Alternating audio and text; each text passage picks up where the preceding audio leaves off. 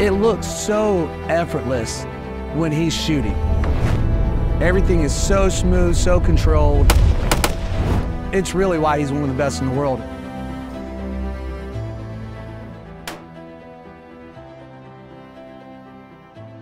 What equipment do we use for this match? MCX 16-inch barrel. We put the factory SIG muzzle device on this gun. I had a lot of problems with muzzle brakes for about 4 days. This is a very underestimated piece of equipment when it comes to rifle accuracy. There's a lot of them that do great reducing recoil, but a lot of them will also affect accuracy. And I had a half a dozen of these things that were making this gun shoot about 12 inches at 300, where the gun with no muzzle brake would shoot between 3 to 3.5 inches at 300. So make sure when you're picking your muzzle device, it's not only for the best recoil mitigation, but it's also not affecting your accuracy. And the only way to know is to shoot your gun with no brake and then put your brake on and see if there was any accuracy degradation. Added a quick release for a sling on this side, didn't need that. Had just a standard piece of Picatinny rail M-lock on the bottom for the bipods. Used that a couple of times. I put a laser on there just because this is what I had on the rifle that I teach with. It did help me quite a bit in this match, so I'm gonna put a laser that's better for competition use on there. I'm gonna put a little green laser that's constant on down here for the future. The red dot, I used a Romeo 3 XL with a 6-minute dot. I'm going to change to a 3-minute dot, and I'm going to change the mount up because this mount, I'm getting blocked by the windage adjustment knob on my Tango 6 here. I'm going to switch to a 3-minute just because I like that a little more refined aiming point, and I didn't expect to want to use the dot past about 20, 25 yards, and there was quite a few instances where it was advantageous to use the dot in that 40 to 45 yard range. And on these smaller targets with these no shoots, you have to be able to see where the bullet's going to go exactly. So the dot was just a little bit too big for what I'm trying to do here. I think if I wasn't taking such tight shots, I would stick with the 6-minute dot because it lets you let that shot go a little bit earlier because it looks a little more centered up than maybe it really is. Used the Tango 6 T second focal plane scope, and this thing did amazingly well.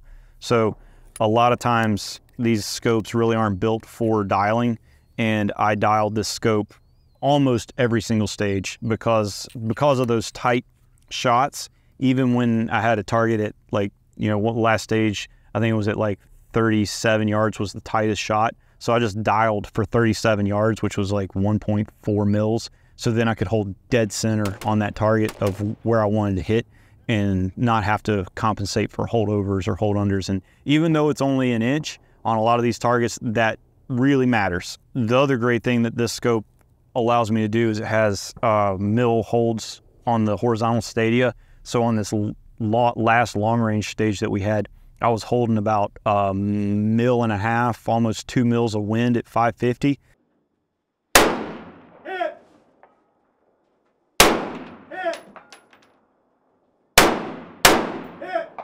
It's necessary to have that wind hold out there to know that you're not just holding in space. So this scope did great, really did great in the rain also. That first day, the very first stage, it was coming down pretty good. And all the coatings that are on all this stuff nowadays is really advantageous. So there was a little bit of rain on the lens just because as I was going, it was raining. But then as soon as I got into that position and fired the first shot, whatever had built up on that run from the last paper target to the long range, it all immediately went away. So that was a big plus.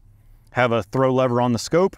I started with a level on the scope and ended up taking it off because it just wasn't enough time to see level on the stage.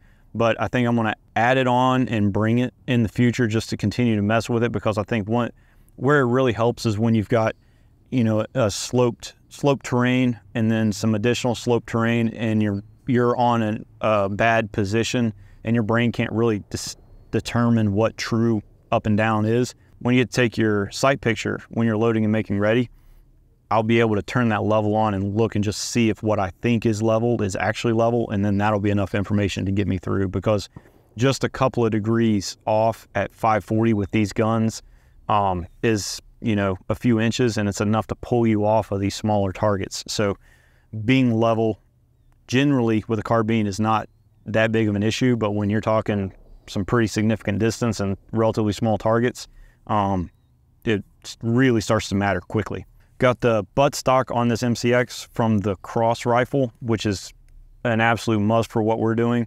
It gives me adjustability up and down, allows for length of pull adjustment, and then also the comb height adjustment to get me centered up behind this optic.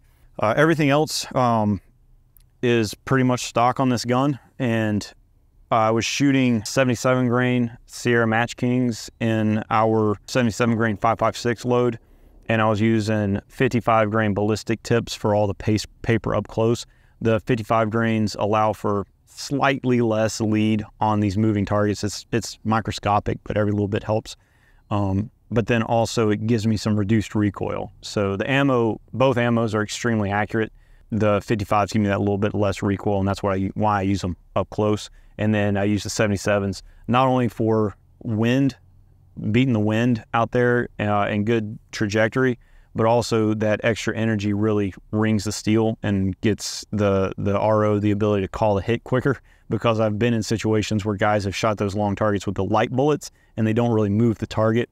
So the RO has a very difficult time seeing that round impact, especially at 550 yards. I also used these Kilo 10Ks. Again, used them for the holds for all the long range shots because they have ballistic solution in them, but I also use that ballistic solution at the closer ranges so that I could dial on my scope and hold, you know, center on all this close stuff, which was a big advantage to me because I wasn't having to try to figure out how much to hold over or hold under. And then used the Zulu 6 16X image stabilized binos to make the wind call on the long range shots today, because you're actually able to see mirage with these handheld. These are a must-have. If you don't have a set of image stabilized binos, you should seriously, if you're using binos for any reason, get you a set of image stabilized binos. They will change your life. This gun though, you know, for all the people that really dive into this stuff pretty hardcore, that very first stage was something that you should be impressed with, because it's very difficult to make a rifle shoot accurately, but to make a rifle that you can shoot 47 rounds super fast and then still shoot accurately and not have any shifts, that is very difficult. And you know, we shot that gun super hot, 47 rounds straight, and then immediately went into half-size dipsticks out to 538 yards, and I had one or two pickup shots. So that is very impressive if you really understand rifles.